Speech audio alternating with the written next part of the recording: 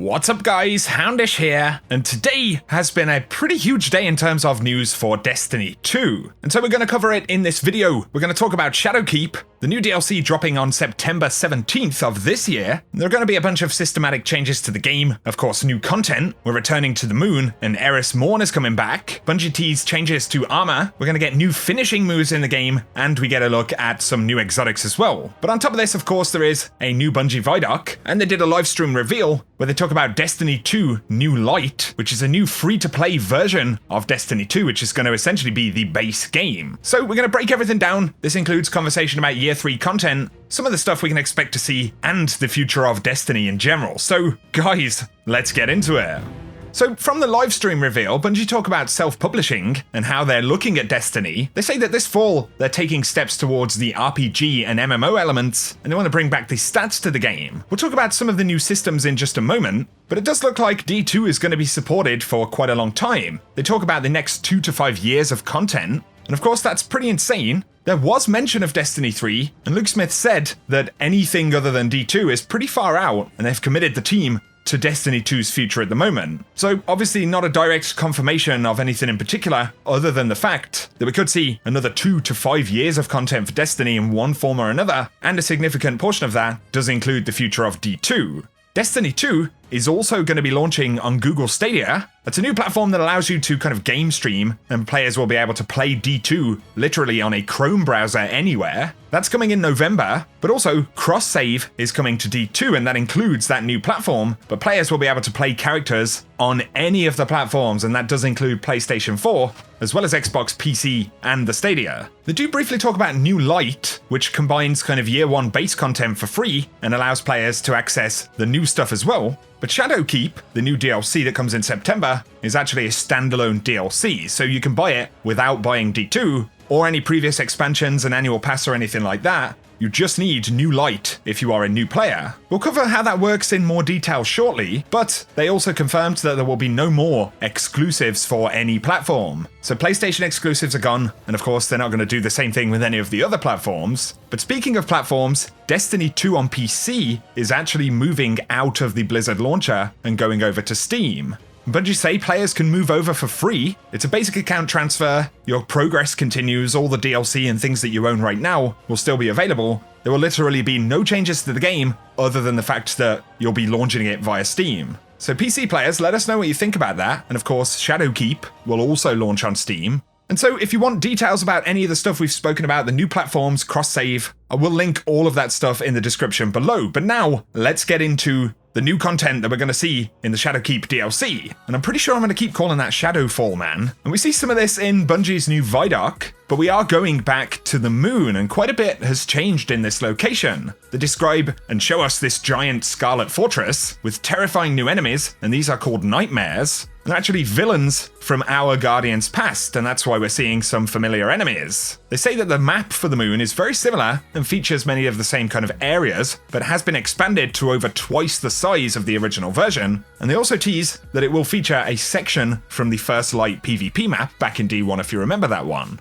On top of this, it'll even feature secrets and stories that we may remember from D1's moon, but of course, the prominent new architecture is the Nightmare Fortress, and the extension of that we see throughout the moon location. Of course, Eris Morn has returned, and she needs us to kind of help her figure out the cause of her torment. The nightmares that we see are her torment, and they've actually become ours. So of course we see Crota, Skolas, and many others, even Taniks on the moon. And so these are kind of like ghosts of the past, as opposed to an entirely new race. They are nightmares, they are kind of hauntings, which is pretty interesting. And of course, because Eris is making all of this happen, Bungie do confirm that Eris isn't strictly evil, but she's certainly difficult to trust, and she's trying to kind of show us her suffering. And of course, via the lore and the story throughout this DLC, we're going to learn quite a bit about what has happened to her since we last saw her. And they do also add that they've used kind of Year 1 and 2 of Destiny 2 to learn how they can build on the game with better gear, pursuits, stats, and progression, and they are going to be fundamentally evolving a bunch of systems in the game. So armor perks and mods are going to be changing quite a bit. They're going to allow us to take mods that we unlock on one piece of gear and actually apply them to any piece of gear. So I'm not sure whether we can simply kind of remove them and then reslot them somewhere else, or if it's some other kind of system, but it will be replacing the classic perk system that we have for armor right now. There will also be a new artifact slot, and there are a bunch of different perk options that we can see here. And of course, Bungie aren't going into a ton of detail about precisely how these systems work. They're just showing us the teases, but they're also going to be introducing finishing moves into the game. So essentially, these are kind of melee attacks with really crazy animations, very much like a fighting style game or something. And we get a little preview of what a bunch of these are actually going to look like. On top of this though, they tease some exotic stuff that we're going to see. So firstly, an exotic heavy bow. So we're going to be getting more bows in the game, but this time a heavy bow, which definitely will be pretty interesting. And also a new exotic trace rifle that can deal massive amounts of precision damage. Another cool thing they show off here is a new exotic hand cannon.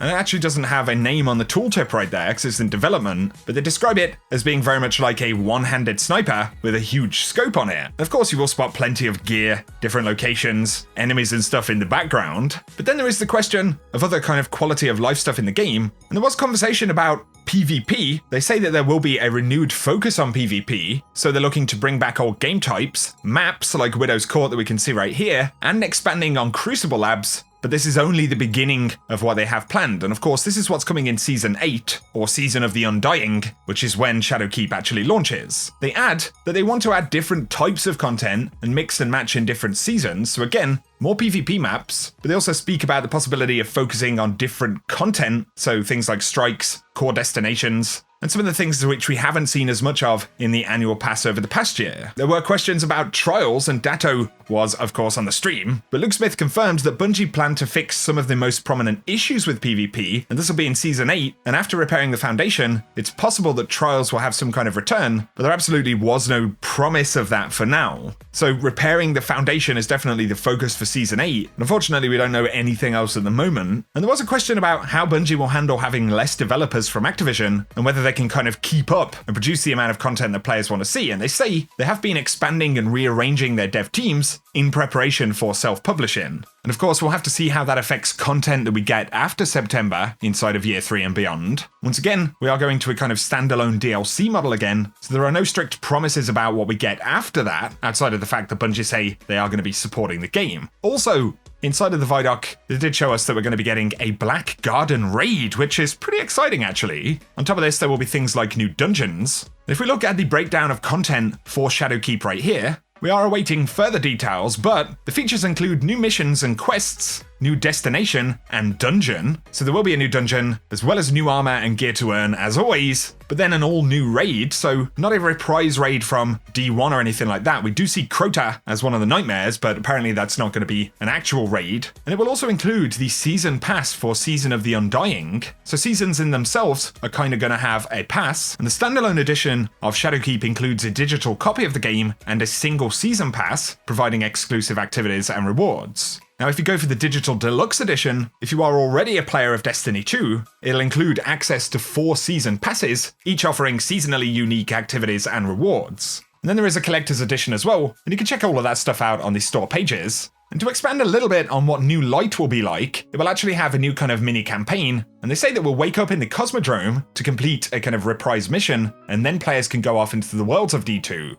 There will be some quests and things to unlock some of the locations, but it won't be a huge investment, and remember this is free for any player outside of DLC. It grants access to Gambit, all locations, base campaign content, Year 1 DLC content, but also from there, you can separately purchase Shadowkeep and immediately get into that without having to actually grind anything from the past if that's what you want to do. So, very good kind of entry point for new players, but they do confirm that none of this new content, New Light or Shadowkeep, is remastered D1 content. They include, though, that they do want to leverage some of the best things about Destiny, and sometimes that will include stuff that we've seen in the past, much in the same way that we kind of see references to story threads from the past. So that's how Bungie explain it. And for now, guys, outside of analyzing the trailer or the Vidoc like absolute crazy, that pretty much covers the bulk of what we know right now. In terms of the specific system changes, we're going to get reveals both at E3, also apparently at GuardianCon, and we'll be hearing off Bungie no end throughout the summer, I'm sure. And that's where they'll kind of get into the nitty-gritty of the content in Shadowkeep, and how we can expect that as a DLC drop to actually kind of fundamentally evolve the game, as well as the new stuff that we'll be playing, right? So let us know your thoughts on all of this stuff. Kind of an explosion of news. If you want to check out Bungie's full stream, there is a recap of that on my channel, so I'll link that one down below as well. And I'll link Bungie's Vidoc in case you want to check that out. But here is the reveal trailer for Shadowkeep if you haven't seen it in full. If you are new around here, be sure to hit subscribe to see everything related to Destiny 2 and the future content for the game. But otherwise, I hope you guys are hyped, man. I'm definitely feeling pretty hyped personally. Either way, whatever you get up to, I hope you have an awesome day. Looking to the future always brings us back to the past. Can you feel them? I can still hear their voices. Their endless torment reshapes our moon. Nightmares now stalk the surface. Walking shadows, seeking vengeance. Our old fears, they rise again.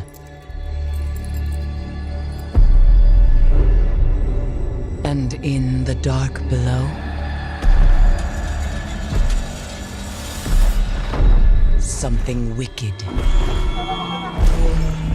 has awakened.